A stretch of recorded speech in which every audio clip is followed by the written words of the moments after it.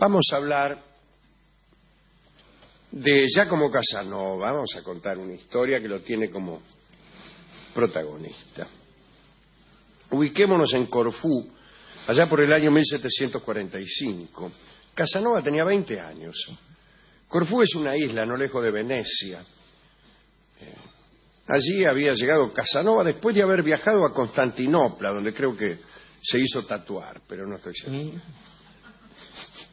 La República Veneciana ejercía el poder sobre la isla de Corfú y el cargo superior de gobierno lo ejercía el proveditore, que en aquel entonces era Daniele Dolfin, un caballero de unos 70 años, un tanito castigadore, que era el proveditore de Corfú. Entre las damas había algunas que eran muy bellas y aquel hombre, al proveditore de Corfú, le gustaba hacer unos bailongos e invitar a todas las minas. Iban también los oficiales de las tropas en servicio.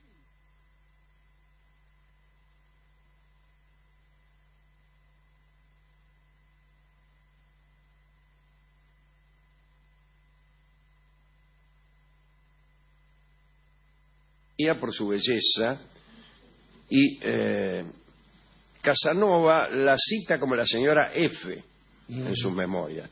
Pero hemos estado investigando y hemos resuelto que se trataba de Angelica Foscarini. Casanova se enamoró de ella y quiso, para lograr su conquista, impresionarla con algunos actos que ahora vamos a contar. Tratar de impresionar a una mujer a la que uno quiere enamorar es, como ya hemos dicho muchas veces, absolutamente inútil. Nadie se enamora de los actos de otro. Pero sucede que los actos vienen a rubricar una belleza previa o una atracción previa. Entonces sí, conviene empezar con los actos porque 10 minutos después de haber percibido la belleza, uno ya se empieza a fatigar si esa belleza no se sostiene en un andamiaje de conducta, de espíritu, de inteligencia y de gracia. Claro. Pero todo empieza con la belleza, nadie lo va a negar, y menos en este foro. Si no hay belleza, no hay negocio.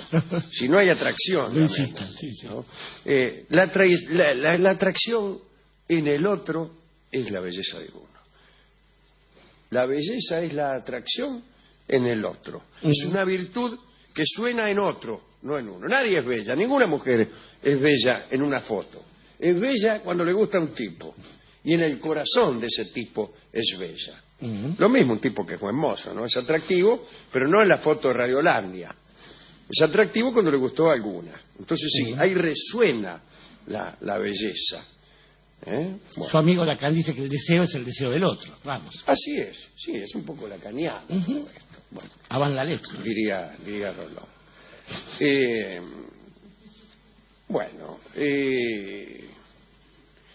El caso es que había un tipo en Corfú, un tipo que podríamos decir que era un rival de Casanova. Se llamaba Lavalier. Era un personaje famoso en aquel grupo de los bailongos, ¿no? Lavalier parecía provenir de la nobleza francesa, pero él jamás hablaba de su genealogía. Se hacía el misterioso y eso tentaba a las muchachas de la isla. Y por ese motivo, Casanova lo odiaba. Ese era el tipo que concitaba la atracción general y medio lo desplazaba a Casanova. Claro.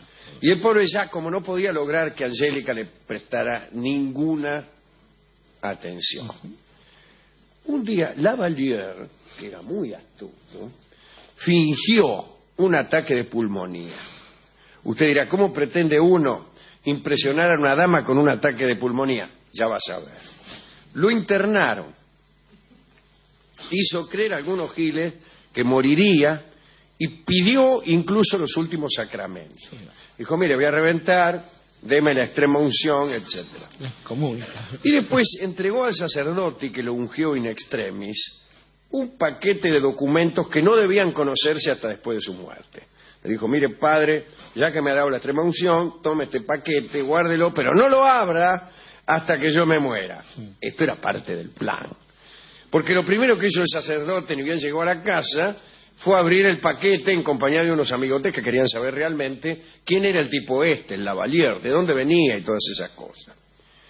Bien, el sacerdote abrió el paquete y encontró un sello de cobre con un escudo de armas ducales, un extracto de partida de bautismo y una hoja de papel escrita en francés en la que afirmaba que este tipo era Charles-Philippe Louis Foucault, príncipe de la Rochefoucauld. Todos entonces lo supieron porque el sacerdote hizo correr la bolilla. Los nobles, la gente de Corfú, quedaron extasiados, ¿no? Entre ellos vivía nada menos que un hombre perteneciente a la más alta realeza de nobleza de Francia, qué sé yo. Entre otros impresionados estaba Angélica Foscarini, sí, que empezó a ir a visitar al enfermo todos los días. Ay, qué sé yo, ¿no? Sabiendo que el tipo era un conde. ¿Cómo está, señor conde? ¿Cómo se siente, no? En aquel entonces la tilingada, más que perecerse por los galanes de la televisión, se moría por los condes. Claro. Bueno, al poco tiempo aquel supuesto príncipe, porque en realidad todo esto era falso, se curó. Todo era un plan del tipo del Lavalier, para que abrieran el paquete y se creyeran que él era un príncipe sin decirlo él. Muy bien, claro. Así que se curó de la falsa enfermedad y empezó a recibir grandes honores. Cuenta Casanova que aquellas damas que se le habían acercado para visitarlo en su enfermedad perdieron toda compostura y lo amaron tempestuosamente cuando supieron que era conde. Que tal como anda de la gripe, permítame que me le acueste un rato al lado para calentarme las patas. Veo cómo son esas cosas, ¿no? Y Casanova, indignado, decidió investigar la nobleza de aquel tipo. Indagó en viejos registros, escribió a algunos amigos franceses. Al poco tiempo obtuvo respuesta. Los papeles de aquel hombre pertenecían a uno que había vivido 150 años atrás. Y con ese dato, ya con una investigación muy sólida, se acercó Casanova al falso noble y conversó con él. Casanova observó algunos detalles que aseguraron que los resultados de su investigación eran verdaderos. El tipo era muy ordinario, y además ni siquiera sabía cuáles eran las armas de su escudo. Estaba mal educado, se servía de la fuente con la cuchara, bostezaba delante de los demás. No siga.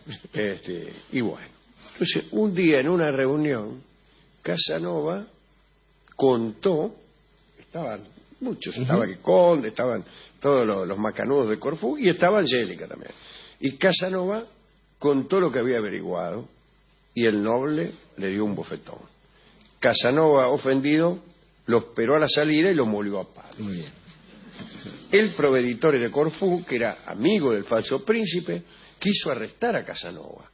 Pero Casanova huyó, se embarcó con unos pescadores y fue a dar a una isla por ahí a 30 kilómetros de Corfú. Y allí pasó el tiempo pensando en Angélica Foscarini y creyó que todo le había salido mal. Al cabo de un tiempo, un barquito de Corfú lo vino a buscar. El capitán le dijo que se había desenmascarado al pretendido príncipe, que se lo había expulsado de Corfú. Y le dijo también que a él, a Casanova, se lo esperaba en la isla con gratitud y afecto. Muy bien, dijo Casanova, ahora voy. Ahora dice, pensó, ¿no? Voy a ver a Angélica Foscarini y vamos a ver quién es menos. Muy bien, llegó a Corfú, lo recibieron muy atentamente. Allí estaba Angélica, le hizo unas reverencias, incluso lo invitó a su casa, Angélica. Le dijo, che, ¿quiere venir a casa? Sí. En la casa de Angélica, ella le pidió que le contase su vida, que le contara alguna aventura, y Casanova habló y adornó con detalles picantes cada historia. Porque Casanova creía, como algunos, que los relatos históricos van inclinando al oyente, históricos no, eróticos. Van inclinando al oyente hacia la lascivia. Algunos creen eso, que si le cuentan a una mujer, por ejemplo, historias de amantes, la mujer va a tener ganas de hacer lo mismo que ocurría en la historia, cosa que es mucho creer. El caso es que Angélica exigía pormenores cada vez más. Y venga, Más simple. Así, dice, ¿qué hizo? ¿Cómo? Después? Claro. ¿Cómo? ¿En serio? Bueno. No entiendo. Pero no pasó nada. En realidad, terminadas las historias, ella daba por terminadas también las reuniones y chao. Locos. Casanova estaba desesperado, imagínese, ¿no? Desde el principio del programa, que le tenía ganas. Al poco tiempo volvieron a encontrarse, ocurrió un pequeño incidente. Angélica se pinchó un dedo y pegó un grito. Y muy atrevida le tendió la mano a Casanova y le pidió que bebiera su sangre. Escribe ya como Casanova. He de imaginar la prontitud con que me apoderé de mano tan bélica. Pero parece que exageró un poco Casanova en el procedimiento y la mina le retiró la mano bruscamente y le preguntó si era antropófago. Casanova no se desanimó. Hubo otro encuentro un día en que una doncella de Angélica le estaba cortando el pelo. Y llegó Casanova y con disimulo se afanó un rulo. Sigue. Y se lo metió en el bolsillo. La poesía es tremenda, sí. El caso es que ella se dio cuenta. Y le dijo, tire, dice, lo que se ha guardado ahí en el bolsillo. Entonces, Casanova con aire mortificado sacó los pelos del bolsillo y los tiró. Claro. Y después se enfermó. Se enfermó de verdad, no como el príncipe aquel. Y enterada, Angélica sintió lástima, fue hasta su casa y le dejó un paquete que contenía un montón de pelo. Y Casanova, imagínese, quedó muy contento. Claro. Y una vez recuperado, fue con todo el pelo, que era un buen medio kilo, hasta le dio un costurero e hizo que bordara con aquel pelo las 4 iniciales de sus nombres, ya como Casanova, Angélica Foscarini, en una pulsera de raso verde. Luego, con otros pelos que habían sobrado, Imagínese. hizo un collar y como no quería perder nada, le había sobrado todavía algún pelo, y convirtió esos pelos en un polvillo muy fino. Le pidió a un confitero que los mezclara con una pasta de azúcar y vainilla y tuvo así caramelos de pelo. ¿No tiene de uña? Encargó también al confitero otros caramelos iguales pero sin pelo, Claro. con los mismos ingredientes, pero había 2 clases, pelados y peludos. Y luego Casanova guardó los que tenían pelo en una bombonera de cristal y a los otros bombones en cualquier otro sitio. Conozco. Un día, en una reunión de los nobles de Corfú, Angélica le preguntó a Casanova por qué no invitaba a sus amigos a comer caramelos. O sea, él invitaba caramelos a todos, pero cuando él comía los sacaba de una bombonera especial. Ajá. Y Angélica le preguntó, ¿por qué? Dice, usted se come los caramelos que hay ahí. Y Casanova, orgulloso, le contó la verdad acerca de los ingredientes. Vea, dice, estos, querida Angélica, y mostró los caramelos, están hechos con su propio pelo. Son caramelos que hice con sus cabellos, que han sido molidos finamente, y me los morfo yo solo. No sé si me Son tan expliqué. dineros eso. Entonces Angélica se emocionó y dejó que la besara, Bueno. pero también sin que la cosa pasara a mayores. Casanova quedó ardiente de deseo y también contenta porque pensó que había triunfado, ¿no? Él sabía que estaba muy cerca de su triunfo, pero estaba un poco desesperado.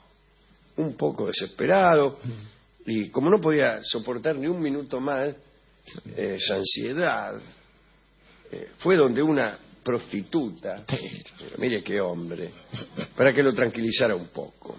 Con tanta mala suerte que justo cuando su amada Angélica iba a entregarse, vamos a usar la manera tan desagradable de decirlo, Casanova descubrió que aquella prostituta le había inoculado una desagradable enfermedad de Venus, de enorme virulencia, que lo dejó postrado. Y avergonzado ante la posibilidad de que se enteraran de aquel padecimiento vergonzoso, Casanova decidió abandonar la isla de Corfú y volvió a Venecia para recuperarse. Pasó el tiempo y mientras se iba recuperando de la enfermedad, Casanova se prometía cada 2 minutos que no bien sanara, iba a ir a buscar a Angélica Foscarini. Después empezó a prometérselo cada 4 minutos, después cada 8, después 3 veces por día. Después se curó y la buscó un poco, pero muy poco. Bueno, la verdad es que no la vio nunca más. Sí. Podemos conjeturar que el tiempo casi siempre termina con nuestros entusiasmos, pero esta certeza debe hacer que nos apuremos. Uno se tiene que apurar. No se puede confiar en planes de amor a largo plazo. El plan amoroso no puede ser a largo plazo, tiene que ser inmediato. Usted no puede decir, mire, dentro de un año ya estará todo en orden como para que yo me le declare a fulana o como para que yo la rapte o la atraque en un bailongo. No, usted tiene que hacerlo en el mismo momento en que lo siente, claro, porque después mire si no lo siente. Casi seguro, además. Pero a mí me ha pasado muchas veces, porque soy un hombre muy ordenado. Entonces digo, bueno, muy bien, en febrero es el cumpleaños de fulano. Fulano va a hacer un bailongo, va a invitar a todas las minas, seguro a esta también. Y entonces, y justo, bueno, llega febrero, se me pasó el amor, claro, pero no el sentido del deber. Entonces, lo hago. Pero ya no me gusta más la mina. Y hasta tengo tanta mala suerte que la mina me dice que sí. Y ahí estoy yo, nada más que por planificar, cumpliendo planes, cuando mi corazón ya está en otros planes. Siempre cumpliendo atrasadamente mis deseos. Y los deseos no pueden cumplirse con atraso.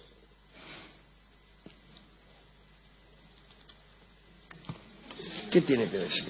Muy poco, Alejandro, y es que la felicidad siempre tiene que ver con el tiempo. Flaubert decía que para ser feliz hay una fórmula, que es ser muy estúpido, ser muy egoísta y tener buena salud. Pero el ingrediente principal era el primero, porque si no, uno se daba cuenta del tiempo y ahí moría todo. Y también debe haber pensado él, junto a nuestro amigo Casanova y a cualquier amante que ha sufrido ese tipo de pérdida, que lo contrario de la felicidad, la mayor infelicidad es estar justamente preparado, bien preparado para todo, compuesto y sin novia. Y así se quedó Casanova, compuesto y sin novia, que es el nombre de la canción que escucharemos por Miguel de Molina.